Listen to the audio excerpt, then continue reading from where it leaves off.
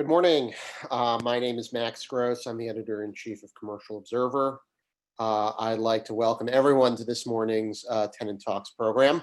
I'd like to take a quick moment to thank today's program association partners, CoreNet New York City and NYC Builds Bio Plus. I would also like to extend a special thank you to this morning's host sponsor, Himmel Meringoff Properties, founded excuse me, in 1985. Himmel Meringoff is a privately held New York real estate investment company dedicated to the acquisition and creation of value in opportunistic equity investments in commercial properties in New York City. Today we'll be discussing New York's life science market, an important industry. You might say it's the most insulated and poised for growth in helping to rebuild the city and its economic following and its economy following a global pandemic, excuse me. Life science was long associated with Boston, but the New York-based life science industry continues to build momentum, buoyed by unrelenting VC fundraising and NIH funding sources, with 2020 totals expected to top out at $800 million and $2.2 billion respectively, as well as the New York City Economic Development Corporation, which has allocated $500 million over 10 years to helping develop this sector. New York City is poised to benefit from both local and externally generated sector demands for many seasons to come. Himmel Meringoff is no stranger to the life science industry, and the firm's 500,000 square foot, 525 West 57th Street, served as home to several prominent firms in the sector, such as the Tisch MS Research Center of New York, going on for many years. And quick to recognize the industry's exciting growth trajectory too, the partnership began a broad renovation of the property earlier this year to best position it to take its place at the center of the Midtown West Life Sciences hub. New York is again at an inflection point where COVID-19 has many asking how we live and particularly how we work. Today's speakers are prepared to challenge those who would question New York's superiority as headquarters to the world. Our panel of leading commercial real estate and life science experts will expound on the sector's growth, the abundance of VC and NIH funding, and New York's unique attributes and rapidly increasing demand among life sciences firms. Before we open today's panel discussion, I'm excited to speak with Leslie Himmel and Marianne Tighe to get their insights as professional peers for over 30 years on where they see the market and how they're getting creative to reposition and re-tenant New York City in the wake of this unprecedented public health and economic crisis. So allow me to introduce Leslie Himmel, founder and co-managing partner of Himmel Meringoff Properties, and Marianne Tighe, chief executive officer of the New York Tri-State region for CBRE. Leslie, Marianne, good morning. Welcome to you both. Good morning. Good morning, Max.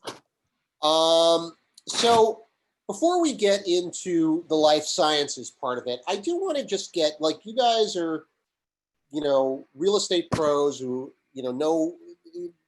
have like one of the best views of the market that we could possibly get. So I would just like to, before we get into the nitty gritty of life sciences, I wanted to talk to you both just for a few minutes about what's going on in real estate in general. So Marianne, why don't we start with you? So the brokerage community, what have they been seeing and doing since this thing started in March? So it's come in waves, Max. And I would say that the first wave, after the shock of quarantine, was what is my force majeure clause? Every tenant in New York wanted to know what their force majeure clause had to say. And then when they discovered it didn't support their desire not to pay rent, the next thing was go to my landlord, ask him if I can initially stop paying rent or defer rent was the next wave. After sort of a stabilizing moment when people recognized they needed to continue to pay rent, or in the case primarily of retailers, that the landlord was open to some kind of discussion, we went into a different phase, which was, wow, we know how to work from home. technology is now supporting us working from home. Maybe this is what the future is. So we had, I'm going to call it 6 weeks of work from home hysteria. Leslie and I have a call that we do on Tuesday nights with a group of our women friends in the business. And one of them, Leslie's laughing, one of them, Samantha Rudin, showed up one night with a mask. And on the mask, she had WTW, which is, excuse me, WFW, work from work. And we all laughed because, that was the absolutely right tagline. So we are still, I think, on one hand, in a recovery moment where even though the offices opened officially yesterday, no one was rushing back. I think we know that already. People were testing their way. Some people have come back. And I think we're just beginning to see, I was telling Leslie just yesterday, people scheduling tours, but it goes like this. We'd like to schedule the tour. We say, great. They say, July 6th, please. So we're seeing life, sort of the beating heart come back, but everybody is proceeding with caution. And listen, when we see what's happening in other states and the fear of a second wave, one of the things that's so interesting to watch is New Yorkers following the rules. We always think of ourselves, right, as kind of unruly, iconoclastic people who are fiercely independent. But I always point out we're the people who've learned not to smoke inside by and large. We're the people who've learned to pick up after our dogs. And guess what? We're going to all learn to wear masks. And it's because we want to be back and we want to do it intelligently. So we're just at the dawning moment of people, sort of testing the water. Leslie, what's been your perspective as an owner? What have you guys been up to since this thing started? Well, first of all, I want to thank you for having me on this panel, and it's a delight to be with Marianne Tighe, a really close friend, and a lot of business together for 35 years. I don't know what we did, but we have over 1,000 people listening, which actually got me nervous, which I'm never nervous. So I thank you for all the attendees who signed up for us. I understand Larry Silverstein, who's my mentor, had only a little bit more. But thank you for having us here. We're, on a serious note, we're in unprecedented times. And we are using all of our tools from the wonderful partnership that Steve Meringoff and I have for over 35 years, and kind of going back to the crises we've been through of 1987 and et cetera, early 90s, 2001, 2008. And we're saying this is really unprecedented. How do we get through this? And once we get a vaccine, it's going to be a different world. And we keep seeing, we've been through crises before. And part of when we started this panel, I was the one who said, we got to be positive and let's rebuild, rebrand, re-tenant New York City. Because we have to see, and Larry Silverstein would always say, you got to see the port on the other side. He's a boater. You got to see the light at the end of this, because we will get through this. It's been very trying. The pandemic is a very serious thing. And I'm delighted that we're at least in phase 2 and starting to come back to work. But it's going to be a challenge to get people to be confident, as Marianne said, to be confident to come back and to be in their offices and wear masks and be diligent. But we will conquer that. And I think one of the things about New York City, who is really resilient, is there's going to be winners and losers in industries that are growth. And I know we're talking a lot about life science, but part of why I wanted to be, I am an internal optimist, even in the face of really hard times right now. And we feel for people doing transportation, we're coming back, and there'll be growth sectors. I mean, even, tech and life science are clearly going to keep growing. But it's we're using every tool in our toolbox to say, wait, we've not seen this before. We actually have to see around the corner and try to come up with new ideas of how to get through this in a really strategic and productive way. Well, so that's very, interesting what you were saying though about the sectors that are going to be doing well. You guys have properties that are not just office. You have I think you have an industrial property in Parkchester, right? So, I mean, are you going to be focusing on some of those like industrial properties, or do you think like what's going to happen with some of the other buildings that are in your portfolio? Are you going to redesign them, rethink them, anything along those lines? Clearly, e-commerce, distribution, and warehouse centers are going to be another growth area. And Andrea Himmel, who's director of strategic acquisitions for us, 2 years ago found an off-market deal in Parkchester with 7.5 acres, and it's an industrial property. And it was we bought it with the notion, Andrea had written a deep dive white paper in research as to what industries might. Steve Meringoff said to her, he's very, very bright, an engineer. He said, let's have a research paper done as to what industries might grow. And Andrew did a 60-page research paper that was quite detailed as to why e-commerce was growing and what exactly was going to happen. So we bought this property off market and all cash with an institutional partner, and we are going to be developing it most likely for e-commerce. We have a number of other properties that we've owned in Long Island City since actually 1986. We're long-term holders, and that's also a perfect e-commerce center. Long Island City has gotten to be very popular. So as all of us have been at home more, right, and shopping online, I think the demand for being close to the consumer, we have a lot of research that shows that warehouses, instead of being 400,000 square feet and 500,000 square feet, a lot of the retailers want to actually be close to the consumers, and they're going to be taking some smaller spaces as well. But clearly a growth sector, and we're happy to have that near New York. I did want to just ask a couple of questions. Marianne, I know that you've been on the Mayor's Advisory Council. So tell us a little bit about like some of the discussions that have been happening and what's happening right now. So the discussions have, in the beginning, I would say they were fairly diffuse. It's a pretty wide spectrum of people, a lot of different topics. And within the first two meetings, they broke us down into subcommittees. I'm on the subcommittee with commercial buildings. There are other subcommittees for small business, all manner of subcommittees.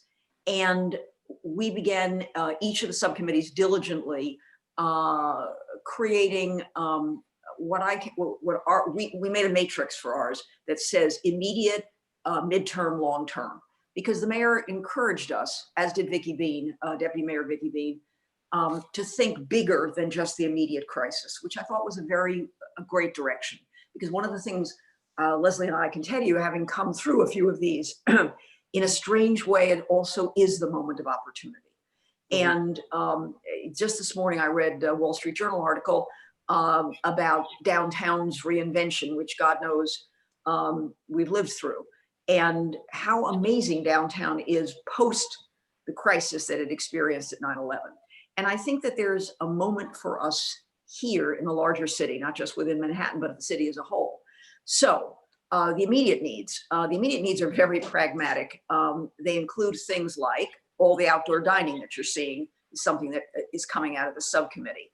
The relaxation of rules on the POPs, the privately owned public spaces, so that people can sit outside for sure, but also that queuing back when we're in full force, if there's a line to get into a building, et cetera. So very practical, I would even say mundane things that kind of ease the way. Larger scale thoughts include diversifying neighborhoods. I mean, one of the things we're talking about is the success of neighborhoods where people live, work, and play. I think the success of downtown, the article pointed out this morning, 30% of the people who live downtown walk to work. That's a staggering statistic. And we all know the connectivity, et cetera. The idea of looking at the city as a whole and realizing that perhaps we should be thinking of rezoning in a way that assists. Some of the, I want to call out a member of the subcommittee of the task force, a guy named James Prindamano from Staten Island. James has really been the advocate for small retailers, neighborhood retailers, and the desperate need for tax relief. There we haven't gotten much direction yet, and we're hoping for it, because the reality is the real estate tax burden on all of our buildings and our businesses. The city has gotten incredibly dependent. It's half of revenue collected, so everybody's loath to give a dime back, and particularly in a difficult time like this. But we're about to experience the downside of being so dependent on one kind of tax. And I think particularly of James, who's been heartfelt in requesting the city to give relief to the smaller retailers as a start. Mm-hmm. Wow, this first 15 minutes is so flown by. I didn't get to half the questions I wanted to ask you. No, but I think that what you're saying makes a lot of sense. And one of the things you said something at the beginning, the opportunity that a lot of these things are opportunities, and it really is one of these natural segues to the bigger part of the conversation that we're having. The big opportunity that immediately struck me was life science, and that would be one of the real things to benefit. So on that perfect segue moment, I think we could bring in our other guest today on today's webinar. I did not mention it, but if people viewing this do have questions, they should feel free to write them in on the Q&A function on the bar, and we'll try to get to a few of them at the end. But let me introduce the rest of our panelists for today's conversation. Leslie Himmel, as you know, founder and co-managing partner of Himmel Meringoff. Marianne Tighe, Chief Executive Officer of New York Tri-State Region, CBRE. They will both be staying. Ari Nowacek, co-founder, Vice President of Operations and Business Development for Hybercell. Steve Purpura, Vice Chairman, New England CBRE. Eric Soler, PhD, founding team, VP of Corporate Development and Strategy, Blue Rock Therapeutics. So let me welcome all of you to the conversation. Thanks, Max. I wanted to start with Eric and Ari. So what do you look for in terms of real estate as a science tenant? What are the things that are most important to you? I'm happy to get started. And thanks, Max, for the opportunity to be a part of the panel today. I think the question really depends on where you are in terms of your life cycle as a company. For example, Blue Rock is a company that we founded back in 2016. At that time, even though we had a relatively large initial raise, we were looking to spend, the minimum amount of capital on, our labs and to make sure that we hit our milestones and didn't, bite off more than we could chew, so to speak, from a real estate standpoint.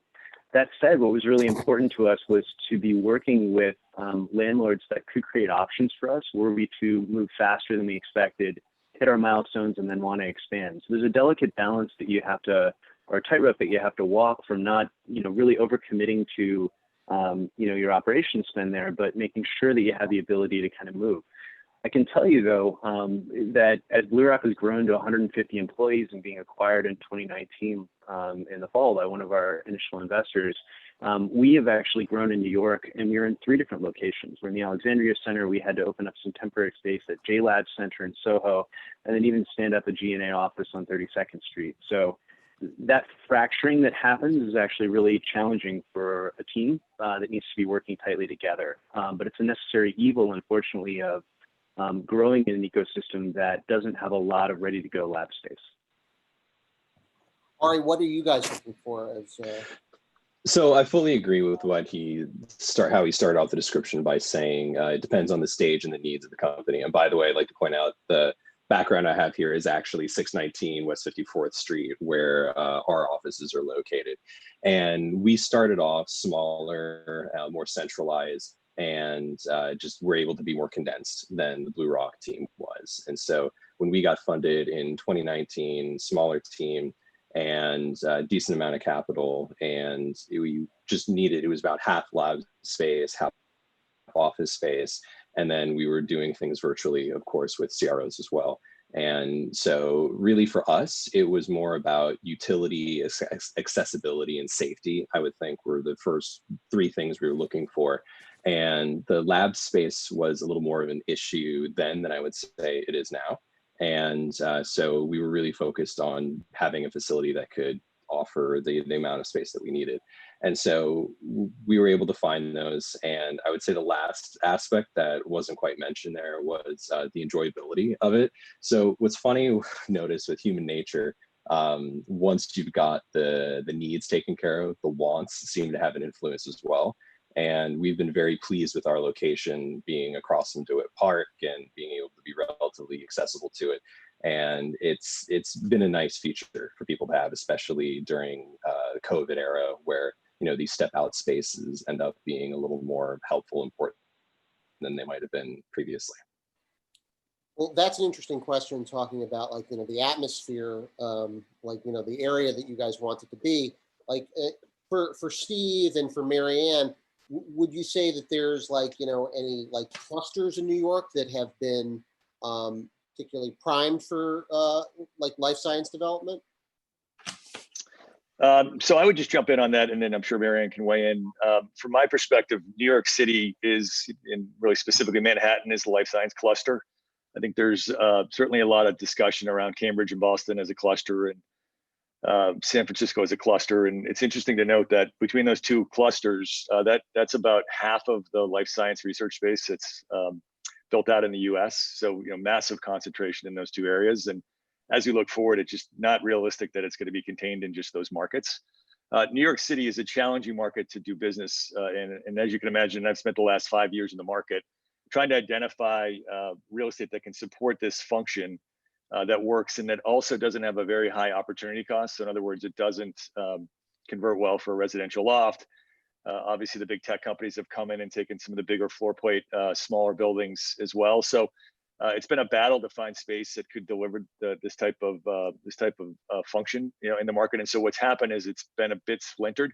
And so when you think about where we actually have life science development happening in Manhattan right now, it's all the way uptown and near Columbia with the Tasty building.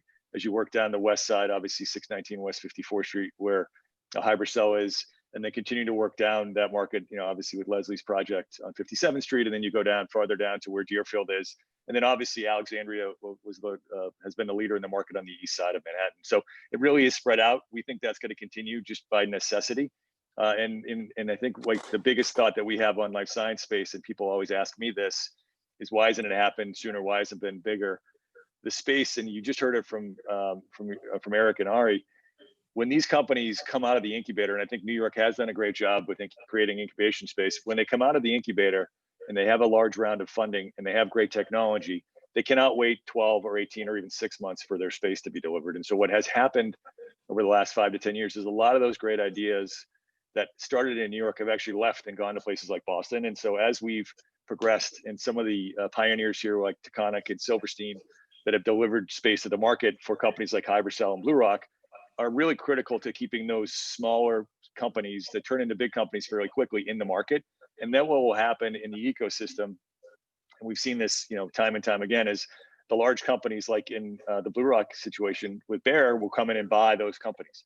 And then once they get here, they have really good talent base and really good technology, and they decide to invest heavily into those companies and grow their presence here. So it really goes back to, in my opinion, creating that smaller sort of graduation breakout space. And to your original question, and I know I went around the world on this, I think wherever you put those in Manhattan, and to some extent Long Island City and some of the boroughs will be successful, because the companies don't have the luxury of choosing location like they do in the office market. They'll go where the space is, where they can accommodate their function, as well as hire the labor that they need to work in their labs. Can I call out two things? I mean, Steve has really educated us. I mean, he is, having him as a colleague has been, I always say, has just broadened all of our thinking about life science. I mean, in many ways, he developed this entire sector for the work he has done over time in Cambridge, and now bringing it to New York and other parts of the United States. But thinking of our city as a whole, we have zoning impediments to this, and we also have real estate tax impediments. Again, we've retrofitted, if you think of the list, with the exception of the Alexandria buildings, we're talking about retrofitted buildings. We're not talking about ground up construction.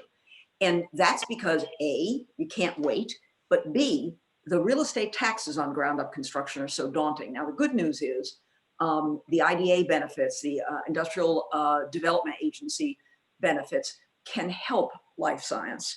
And certainly the city has been responsive to this. But there's an extra hurdle that you have to go through that Leslie has gone through at her building, that certainly has gone through it to Connick, Deerfield, et cetera, that must be done in order to develop these buildings. It means you can't, it's not an immediate process bringing these on the market. I don't know, Steve, if you want to comment just further on the timing of how it's not going to happen overnight. Yes, yeah, no, and I think that's a great point, right? So it's all in relative terms a very slow process to develop an ecosystem, and we've made great strides in the last few years, as evidenced by some of the discussions that we've had. But I think in general, and I've been in front of thanks to my colleagues and Marianne, in front of some of the biggest landlords in the city of New York, and it gets a little bit like they want to see it have happened quicker than it has, and it takes a long time to build a momentum behind an industry like this. And I do feel like we've done a great job with that over the last couple of years. And in a silver lining context of the current situation that we're dealing with, life science is obviously at the core of not only a treatment, but a solution that's going to allow New York City to get back to normal, obviously in a quicker fashion. And so what you're going to see is increased funding from the federal government, but I think in a place like New York City, we're expecting a significant amount of philanthropic funding towards life science research that will also build out labs in the city that will create technology and platforms that I think will also be part of the growth story moving forward. Yeah, and Max, I want to just chime in that Marianne and Steve mentioned that zoning is so critical.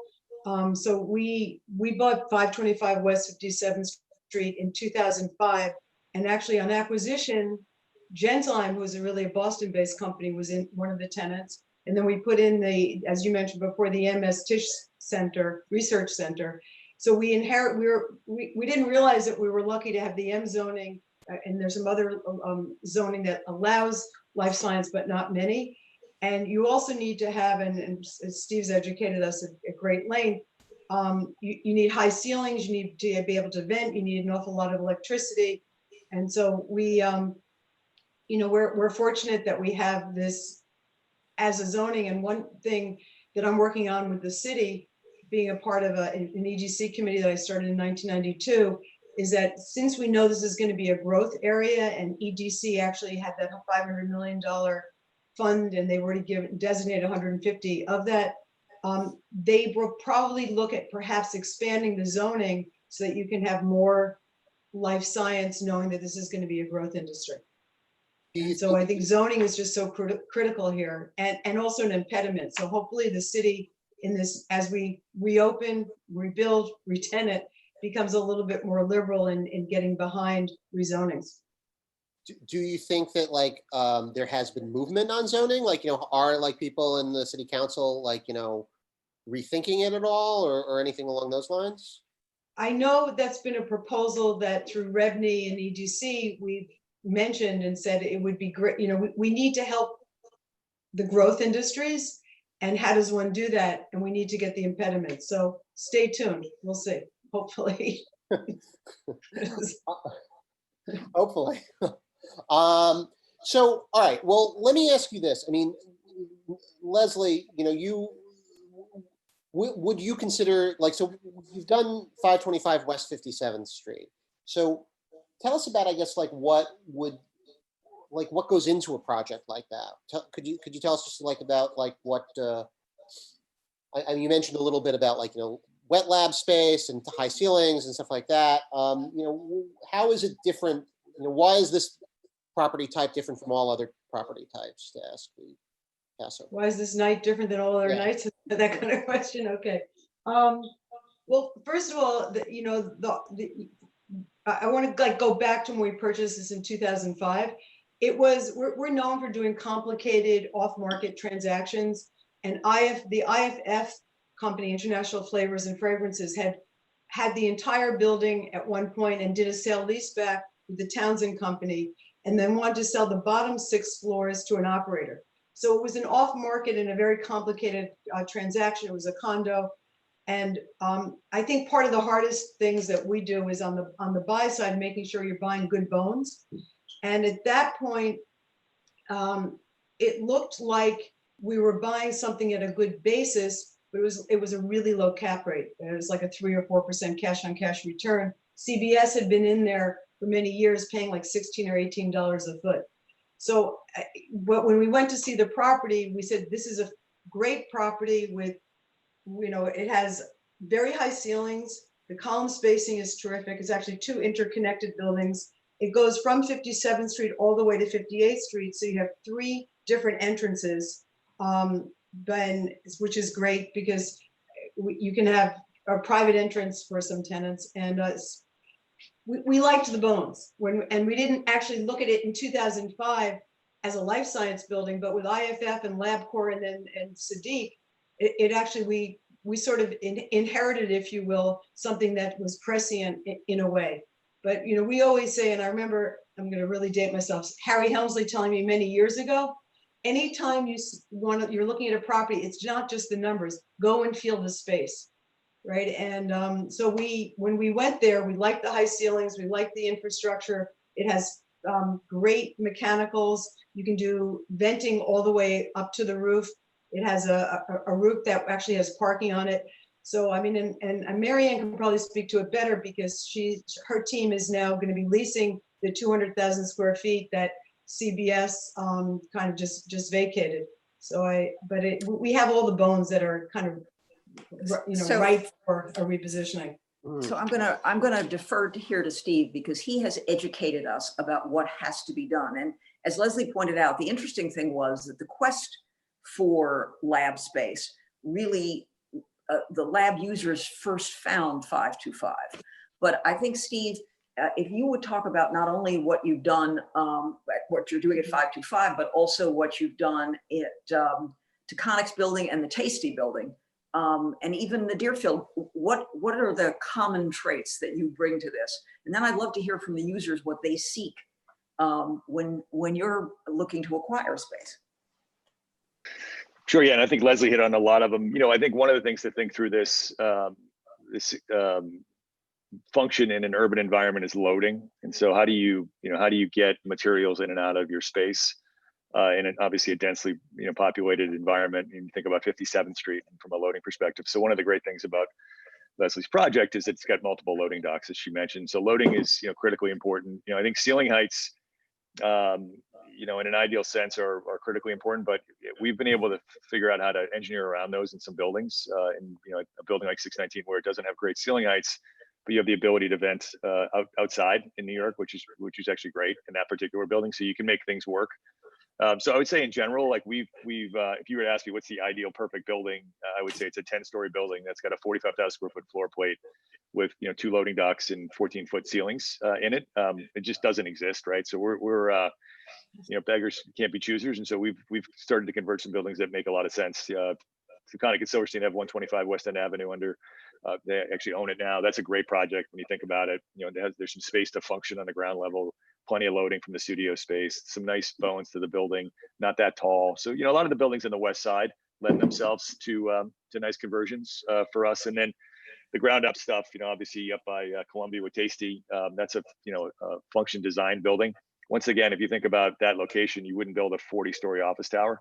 So the idea of new construction locations that have some element of height restrictions or height limitations just also will work well for us. But when you have the other prime locations in New York where you want to have a 40-story office tower because you're paying a lot for the land or the buildable rights, it's just that will always continue to be a challenge for us. But I think it's a great point to go from a tenant and user's perspective as they have scoured Manhattan trying to figure out what works and what doesn't work to get their perspective, as Marianne mentioned. Can I give one footnote before we hear from the tenants?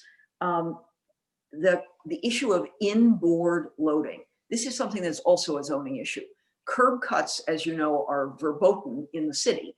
And there's this ongoing belief that we don't want to do any more of them, when in fact, we should really be looking seriously at bringing more activity inside the building. Because if there's anything we're learning with bike lanes, with the increased deliveries that occur, I always say the sidewalk has become the last mile in our city. And so the idea of the zoning people of New York looking at curb cuts so that there can be more in-building loading and unloading, and those that have it, like Leslie's 525, golden. Sorry. Now, I don't know, Eric, Ari, whoever. Well, Eric, tell us a little bit about, like, what the process has been like looking for space, like, when as this went on. Sure, happy to get started. When we launched Blue Rock, we looked at absolutely everything that was ready to go lab space. And I think Steve made that point earlier. You can't wait for something to get fitted out for you. You need to hire and you need to get going.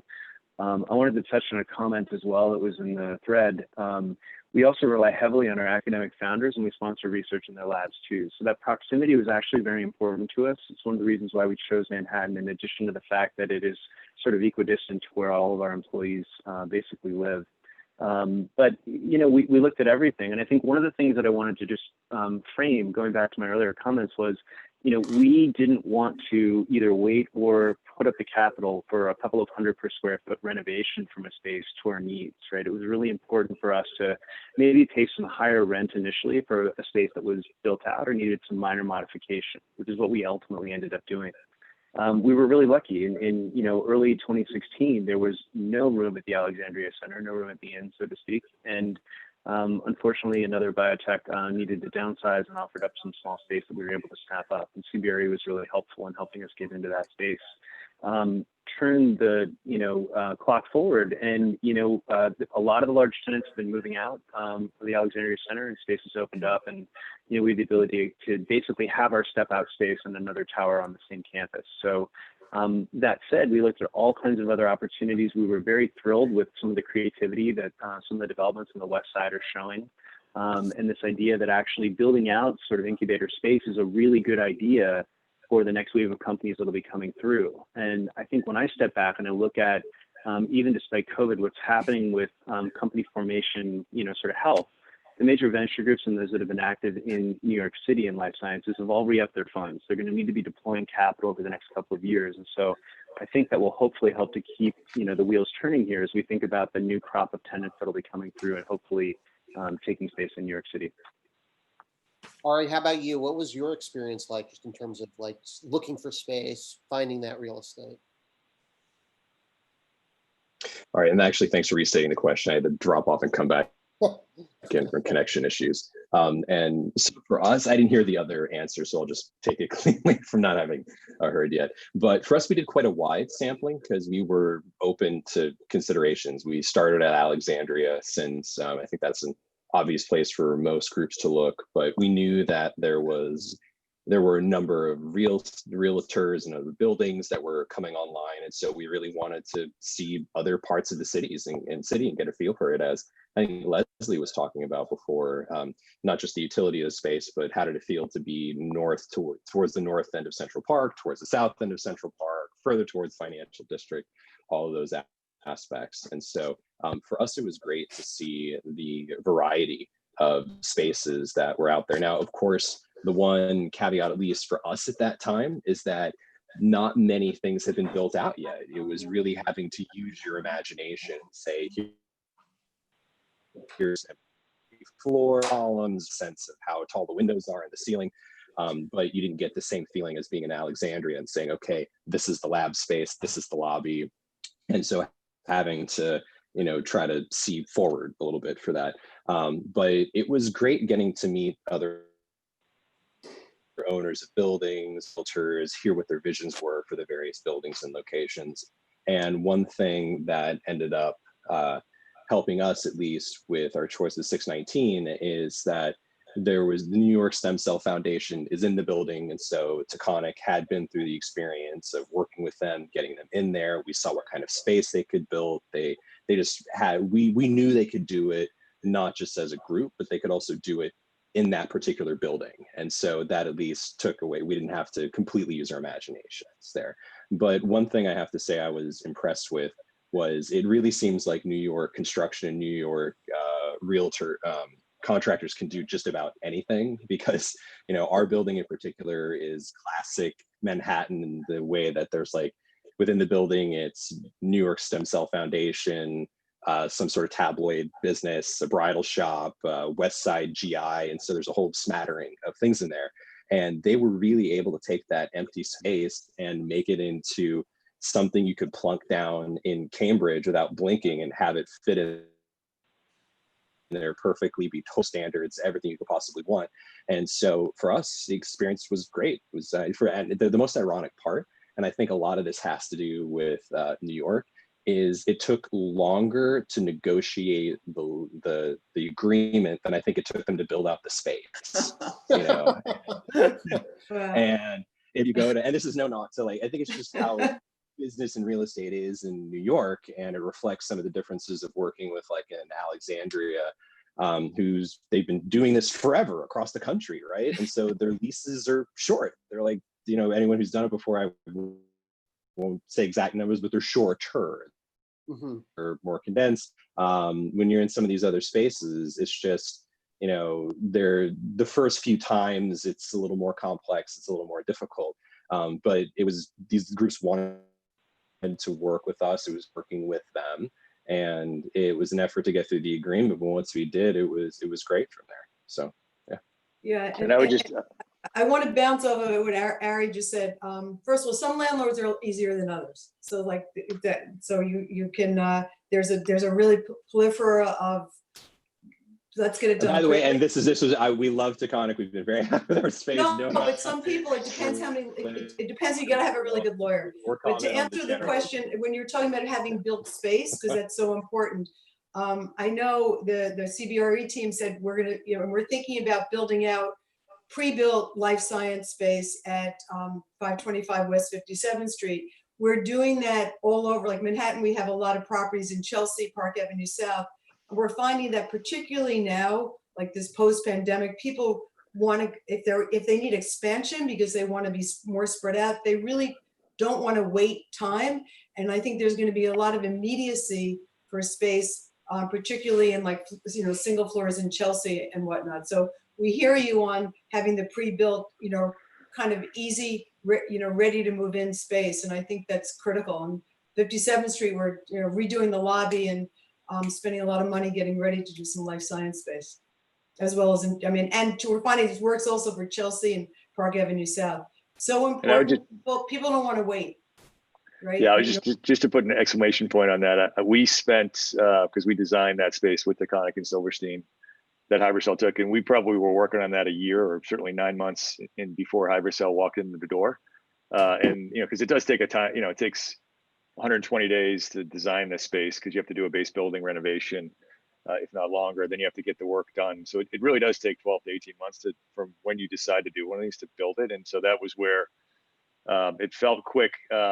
You know, for Ari, it was actually a lot of time and effort and money that went into that was, you know, committed by Taconic and Silverstein to do that. And the space leased long before it delivered because it was, you know, everything Ari just said, right? And so, you know, and I do think it's been interesting for me, having spent 25 years in Cambridge and 5 years in New York.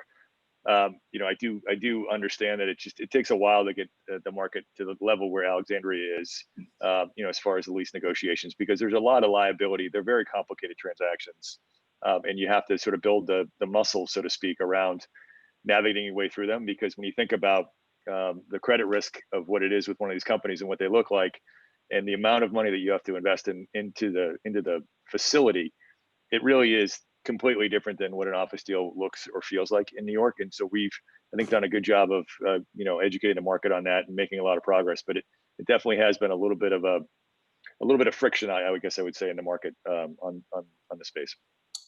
Steve, could you actually talk a little bit more about that, like New York's relationship to Boston and the life science industry there? Sure. Yeah. So we look at, you know, maybe a little bit of a broader answer. So we're actually tracking right now what we're calling the Acela corridor. So when you could think about Boston, New Haven actually has a very vibrant life science emerging cluster around Yale, New York City, Philadelphia, and then down to DC. And so the New York, New Haven, Philly markets are all, I think, in a pretty similar spot where they're still what I would call emerging.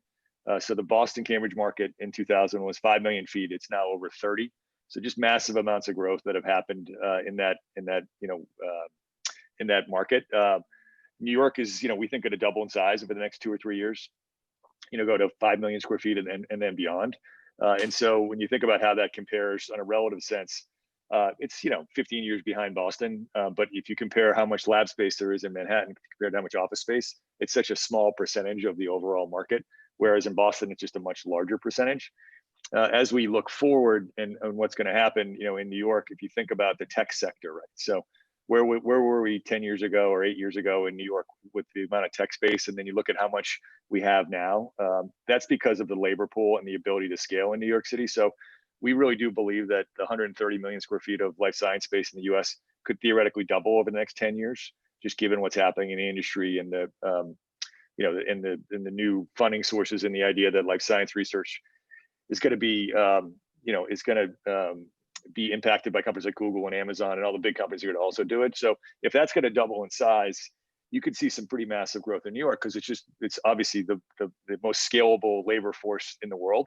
And so we are pretty bullish on the growth of New York. I'm not necessarily sure it'll ever become in an aggregate size the same size as Boston or Cambridge, but I do think in a relative sense that when you think about New York versus Philadelphia, New York versus New Haven, New York versus some of these other emerging markets, it could absolutely be the third or fourth largest life science cluster in 5 or 10 years. It just needs to continue to do the right things and keep the Hybercells and the Blue Rocks of the world in Manhattan and not have them go to other markets. It's one of the things I said in my remarks at the beginning was just that I felt like, or instinctively, you think that life science would be the most, protected and insulated from at least in terms of its real estate of, any industry, because, people need to be in a laboratory, they need to do stuff together. I am very curious for the tenants on this panel, but also, but anybody on the panel to weigh in. One of the reasons why New York feels like it's very poised for good things with life science is because there's just such a great amount of talent that wants to be in New York City. But with the pandemic, you also think all of a sudden, well, wait a minute, now people are talking about working virtually or moving out of the city or moving to the suburbs or something like that. I'm curious what the actual work environment, how that's affected by COVID-19. I can take a quick shot at that. So you hit the nail on the head. Life science companies can't work from home. It's not how it works. And it's just, it's impossible. And life science companies are in a very competitive environment. And so in other words, there's multiple companies with multiple research platforms that are competing for the FDA's approval. And oftentimes you hear about this at the very end of it, who's showing better results across the board. And so our life science companies have led the way back to work. Many of our companies never shut down. They had special permission to keep going. The laboratory environment is less densely populated, just pre-COVID. So we're typically about 3 per 1,000 square feet. Scientists just have a bench and they have a workstation. So they're less densely operated. Where we've been affected is that when the government, I'll use Massachusetts as an example, said you can only be at 25% of your workforce, 25% of your capacity. Our companies, that negatively impacted them. It wasn't a social distancing thing. It was just their capacities were low to start off with. And so what quite a few of our companies went to was a shift. They'd have a first shift and a second shift, just to continue the research. So you think about that in context, in comparison to the office environment, where I do believe there's still a lot of question marks. The life science companies are leading the charge back to work, and I do believe coming out of this that they're going to be as densely populated as they can be as quickly as they can. So I don't think it's as big of a sticking point as it is in the office world.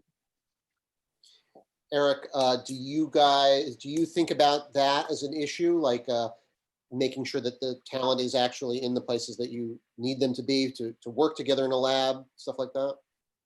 Yeah, I mean, Steve, I think really hit all the high points there. For us, we're a cell therapy company, and so we make cells for clinical use. And it's interesting, right? Like our GMP spaces, the way that you're gowned up in there is probably as apart from a face shield, as safe as you could possibly be in this environment.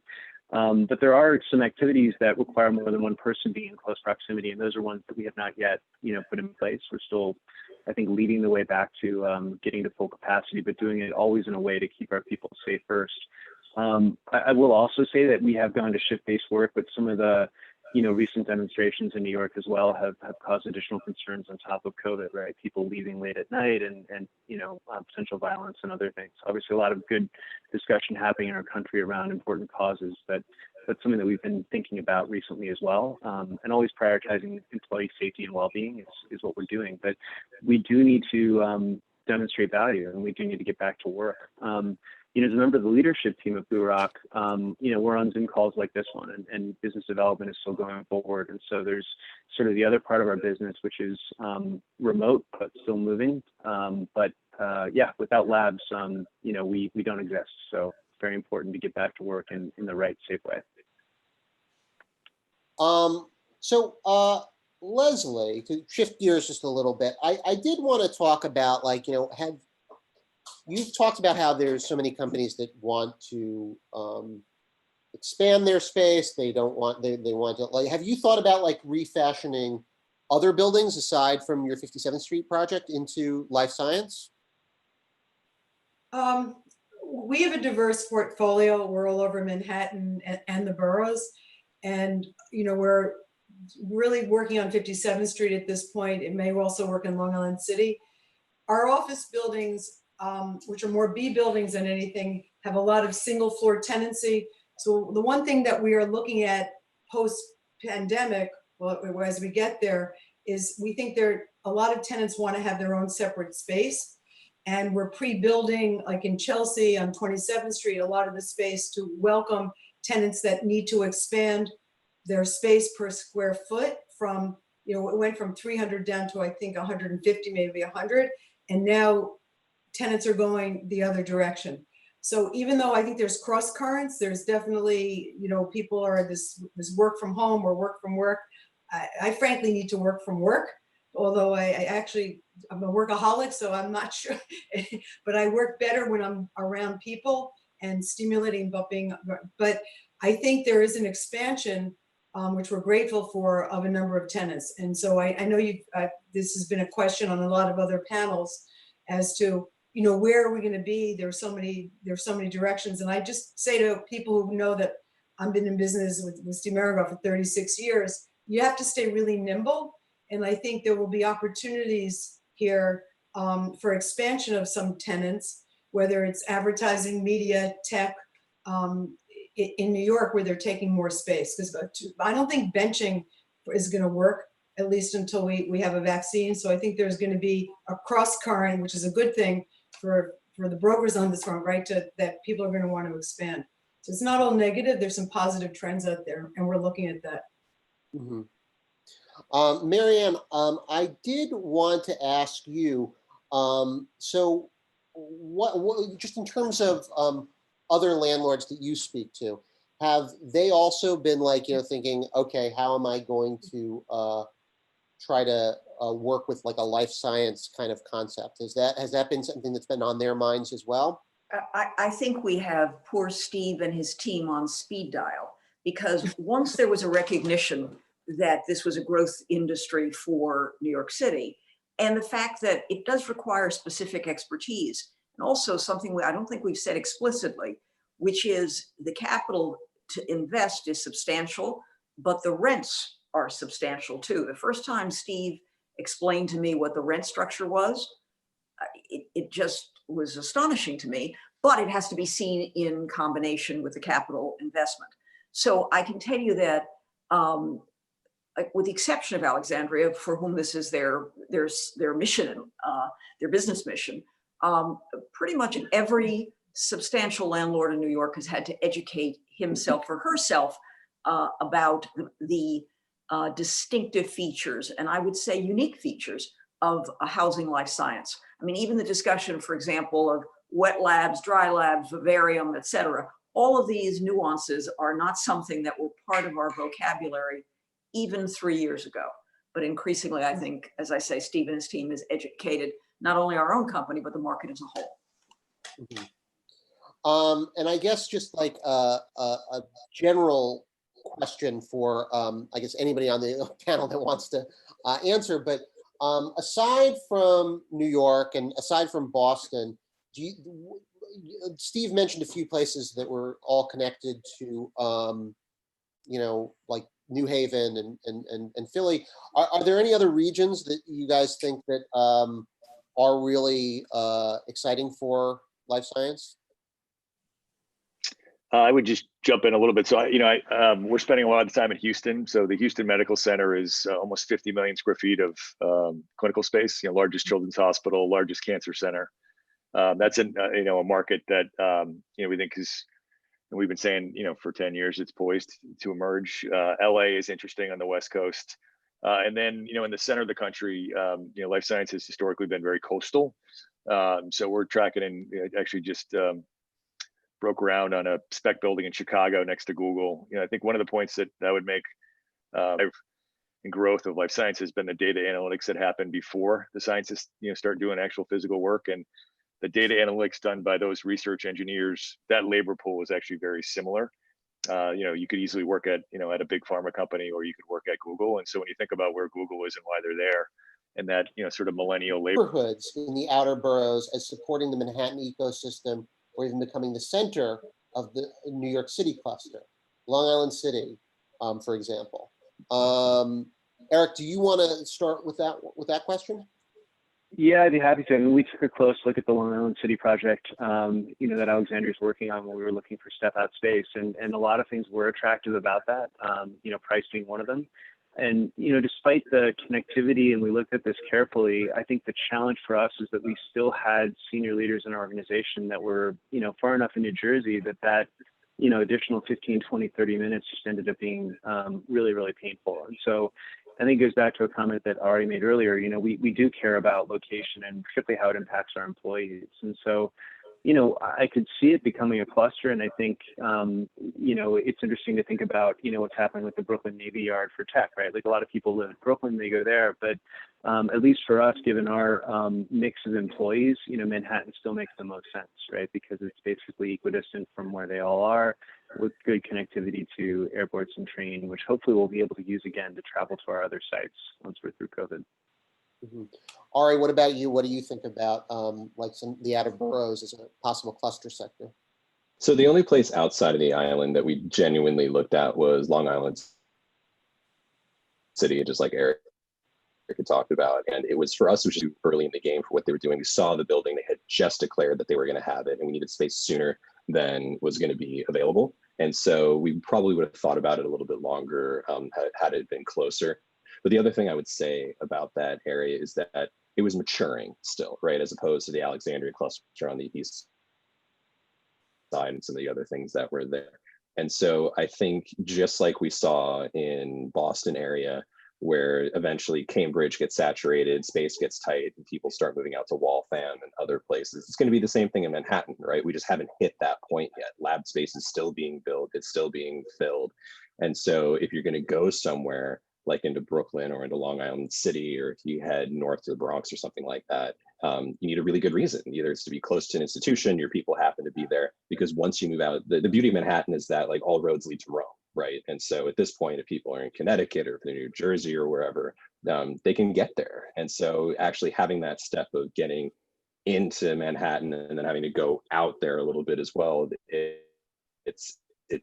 ends up being significant. So I think we'll see it as time goes, because at least when we looked initially, the prices dropped dramatically. I think a lot of this happens in Boston as well, right? If you need to be in Kendall Square and space is available and you're willing to pay the premium, great. But a lot of companies earlier on don't necessarily need that, right? They just need a space and it's accessible. And so they head out to areas that still meet those criteria, and then they come into ground zero when it's appropriate for them. So it just depends on the company.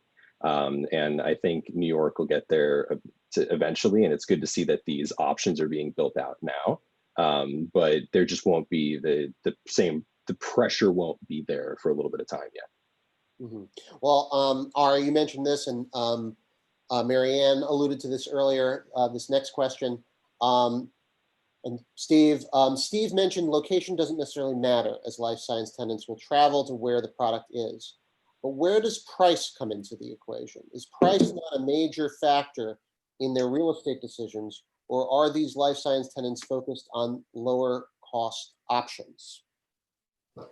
Yeah. So maybe as a clarification, I would say they'll travel anywhere within Manhattan, and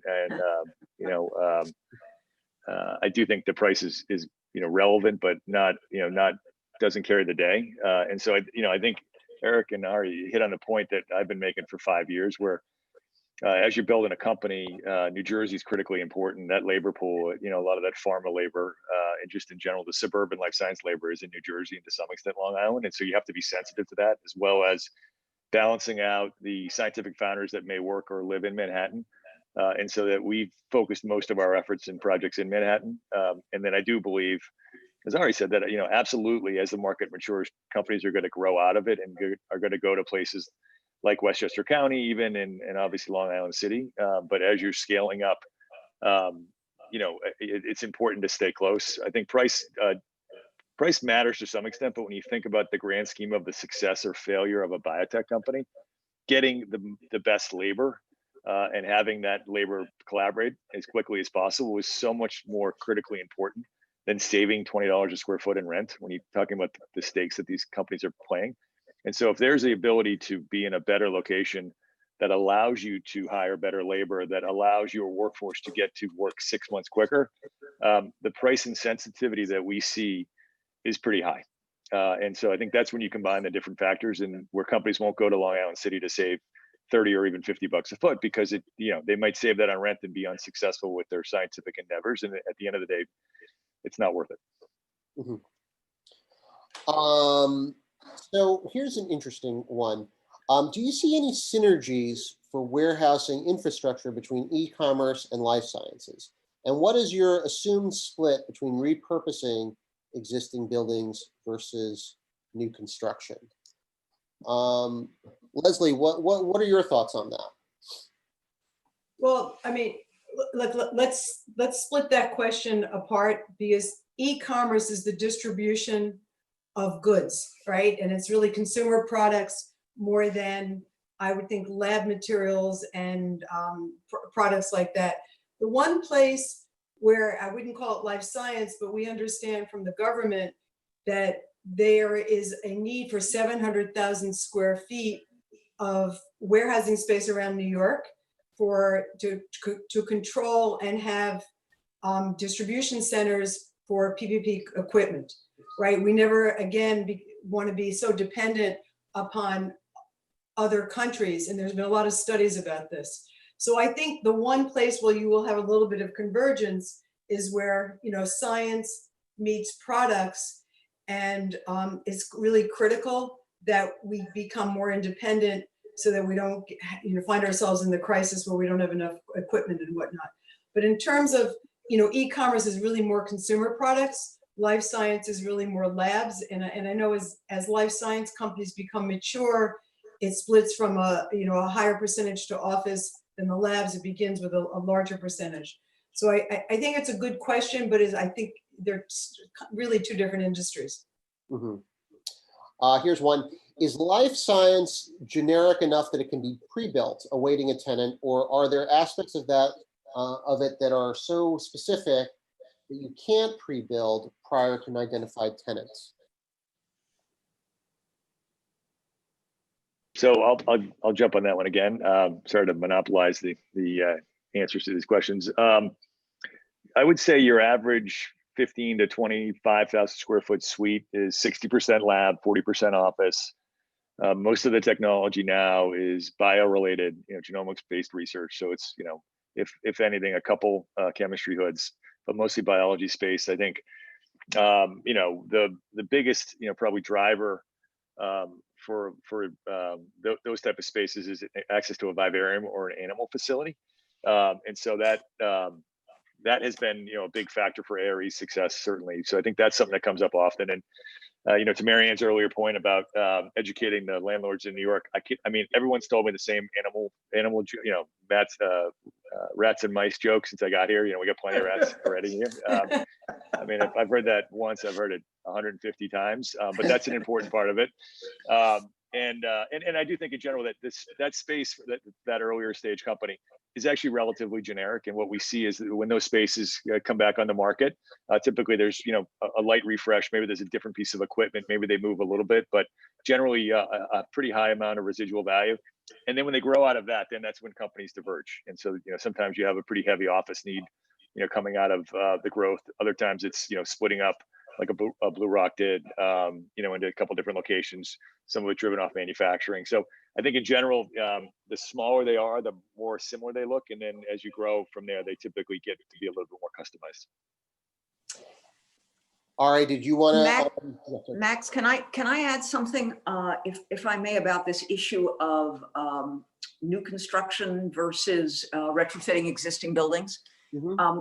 One of the reasons, and circling back to something that Steve and certainly Ari and Eric mentioned, is there's an immediate need for lab space. There's actually a chronic shortage. I was looking for it for a customer about a year or so ago, and basically whoever had anything was not giving it up unless we were talking about small amounts of space. What's been the deterrent, other than Alexandria that did it on city-owned land, that built a complex on city-owned land? What's been the deterrent to ground-up construction? Is that these are enormously expensive buildings, that they take a long time to develop, that the footprint is hard to find. In other words, you're not doing this on small footprint. And if you're going to take a big risk in terms of capital investment, you're going to need patient money, and you're also going to need absolute certainty as far as location. I'm happy to tell you that we're working on a project now in the East Side Medical Corridor that when Steve described the building earlier on, the perfect building, 45,000 square foot footprint, this has 14-foot slab to slab, it will be an entire building devoted to life science right in the medical corridor. But it's a $750 million project, and it will take 5 years to bring online. But you have to make all the stars align. And that's why we are not going to be awash in this product type. And as soon as Steve can identify it, as he has at 525, we're going to fill it, because there is no shooting out of the ground with a building like this. We have a 525 question. So here's one. When will the 525 West 57th Street space come online? I assume some of it's already online, but what's the timeline for that? I mean, fundamentally, the building is ready to go right now, actually. The plans are in place. I think that in terms of the timing to accommodate a life science tenant, if they signed a lease tomorrow, I don't know, what would we say? Within the next 6 months, they could be in the space, perhaps even shorter than that. The building is poised to do it, even to the completion of the lobby renovation, et cetera. So it's good to go. Mm-hmm. And also for 525, what differentiates the property from other spaces in the life science market? Do you want to speak to that, Steve? Should I? Sure. Yeah, no, I'll grab it quick. As Leslie's mentioned, a long history of life science research in the space, existing research already happening. The bones of the building are exceptional. The space is vacant today. You've got a sophisticated landlord committed to doing it. So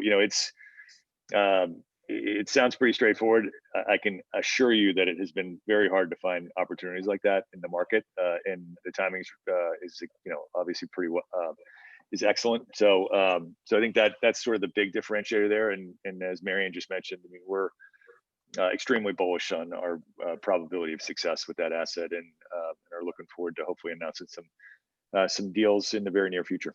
Well, you got to give it to Commercial Observer. Yeah, and I think just to add, the configuration of the two interconnected buildings is important to note, because we have a 50,000 square foot footprint, but it can divide easily into 15,000 and 35,000.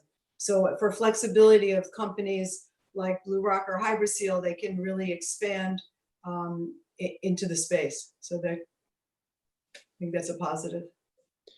Leslie, while we've got you, we do have a Leslie question. What are some of the initiatives the EDC is pursuing right now to help get New York City back on its feet? Not really a life science question, but that's a good question nonetheless. No, but it's a good, well, let me just go backwards with EDC, because in 1992, I'm sorry to make myself look old, but I've been around for a while. Bernie Mendick, who was then chairman of Rebney, got a bunch of young leaders together, and he said, we got problems, the financial markets have closed, go figure out, take a problem and try to fix it. That was then when I formed the EDC committee for Rebney, and I've been chairing it ever since. So we had a meeting, Marianne, you came to that, which was great. We had 53 people show up through Zoom about a month ago, all trying to and this is the Rebney's EDC. And I have landlords and zoning attorneys and specialists from all over. Many have been on the committee for many years. And we're all trying to come up with solutions to present to EDC. And then James Patchett was our speaker when we had that big meeting with 53 people. So we're putting proposals together. Clearly, tax incentives are going to be critical to continue tax incentives for life sciences and other areas that need to grow. Also, expansion of zoning is going to be so critical to promote different industries. And then, of course, we have a lot of things that are actually almost coming off, REAP benefits and ICIP. It's going to be a lot of tax incentive programs that are going to be critical that I think EDC will get behind again. Mm-hmm. Here's one. Does the Climate Mobilization Act make New York more appealing? And are there any green features life science looks for specifically? Ari, maybe this is a question that you might want to do. As a tenant, have you been looking for any green features in any of the buildings that you've been working, buildings you looked at? So just to make sure we're talking about the same thing, environmentally friendly aspects, right? Correct. I would honestly, I mean, it's a perk and preferable if you can get them, but I mean, just given the needs of the company and what you're looking for, it's not at the top of your list, right? It's not like if you're just a tech company and you can fit yourself into a whole variety of spaces and you're saying one of our top priorities is going to be being as environmentally friendly as possible. We just don't have that luxury, right? And so we need to make sure that it fulfills all the other criteria first. And, preferably it's not heated by a coal burning stove with like a giant black smokestack going out of the top. But I think New York EPA related, regulations have prevented most of that. Anything that we've been to has been suitable for it. But, so I'd like to say that it was more, but, in terms of the sort of environmental friendly aspects we try to focus on things that we have more of an effect on. So like travel and things like that, right? So we try to counterbalance for those who do extensive amounts of travel, buying carbon credits or doing the whole donating trees, things like that, in order to balance it off. But in real estate, it's not the first step. What about for the real estate brokers on the panel? Marianne, Steve, is that an issue for some of the other tenants? So I would say that I've seen that, I wouldn't say it's an issue, but the European, no surprise, pharma companies, when they're building buildings, like many other European companies, are pretty focused in on that. So Roche, we're doing a big build to suit for them up in Boston. And, that's definitely, the type of cooling used and some other environmental related issues do come into play. Some of the bigger domestic pharma companies as well, but I would definitely say the European companies. But to Ari's point, I mean, it's sort of 25th on the list just by necessity. I think they would love to have it if they could, but it's just not realistic in the urban cluster right now. I would tell you that publicly traded companies, as we know, are very committed to what they call ESG, environmental, social, and governance goals. And indeed, a number of major investors, pension funds, insurance firms, et cetera, have said that they have ESG standards for investment. So inevitably, this will translate into part of the analysis by which companies will look at the buildings that they inhabit. And they're going to be looking for ways to do things that are environmentally sensitive. I can also tell you that New York has put together a very ambitious program that will result by 2024 in penalties for companies that don't meet the standards. And I can tell you that very few companies, I mean buildings that don't meet the standards. And I think very few buildings are going to be capable of doing it. If in the aftermath of all that we've experienced recently, we're going to revisit that, I think it might be a wise thing to do, not to eliminate them, but either to support these efforts, by which I mean doing something in terms of taxation, et cetera, that really supports people's efforts to invest the capital, or slows down the timeline. Because we all know we're moving in that direction. It's only a matter of how fast and how much to get there. Okay. Well, on that note, we are, I think, out of time, but I want to thank everyone who appeared on this panel. This was a really interesting discussion. I think it's a very, very important topic that's going to be much more important to the city in the coming years. I'd like to thank everybody who tuned in today. Thank you for tuning into today's Tenant Talks program. I would like to thank today's host sponsor, Himmel Meringoff, as well as our Tenant Talks Association partners, Cornet New York City, and NYC Builds BioPlus.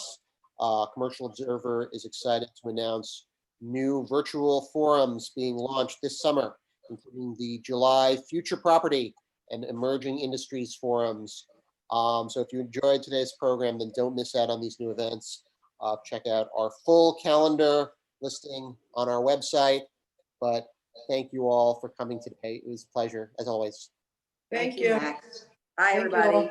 Max. Bye. Bye.